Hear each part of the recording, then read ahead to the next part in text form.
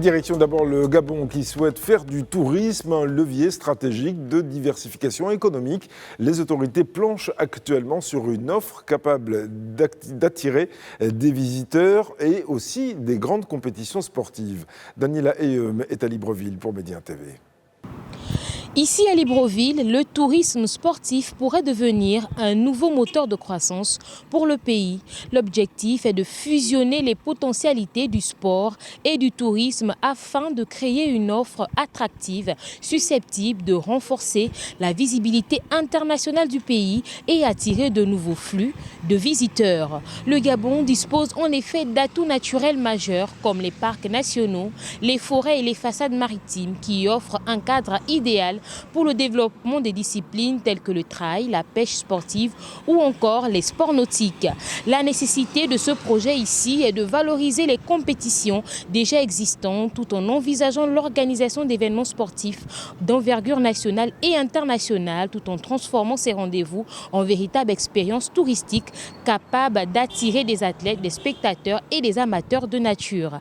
À travers cette collaboration renforcée entre le ministère du Sport et le ministère du Tourisme, le Gabon entend diversifier son économie et démontrer son potentiel de développement uniquement sur ses ressources naturelles, mais aussi sur l'innovation et le secteur des services du tourisme.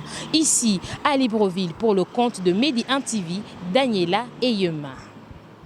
En Côte d'Ivoire, l'appel à candidature pour le prix national d'excellence restera ouvert jusqu'au 30 avril. Il s'agit d'un prix destiné à promouvoir la culture de la performance dans de nombreux secteurs d'activité. Zeynep Dosso est à Abidjan pour Média TV. Ici en Côte d'Ivoire, les candidatures pour le prix national d'excellence 2026 sont ouvertes depuis le 13 mars et s'achèvent le 30 avril prochain. Ce rendez-vous majeur est une distinction qui s'adresse aux personnes physiques et morales exemplaires.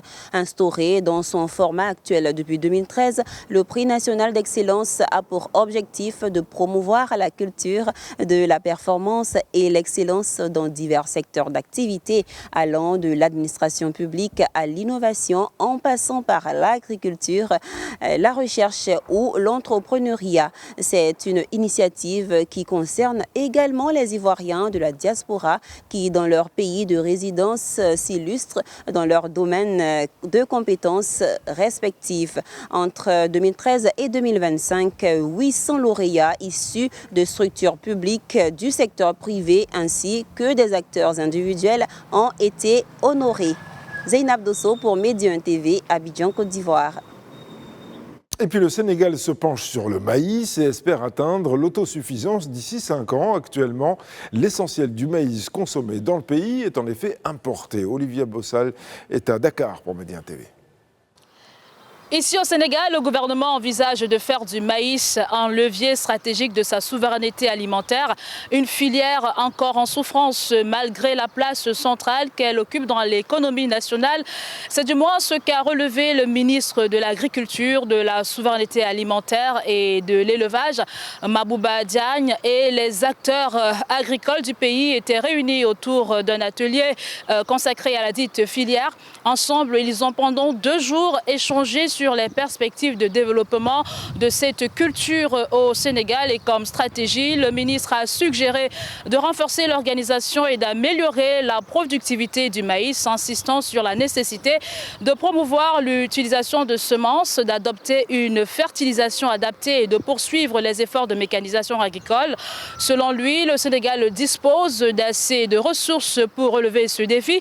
Avec une production annuelle moyenne, le Sénégal n'arrive toujours pas à couvrir la demande intérieure, l'obligeant à importer chaque année d'importantes quantités de maïs. Depuis Dakar, Olivia Bossal pour Média TV. Et voilà la minute des correspondants qu'on retrouvera bien entendu dès demain matin.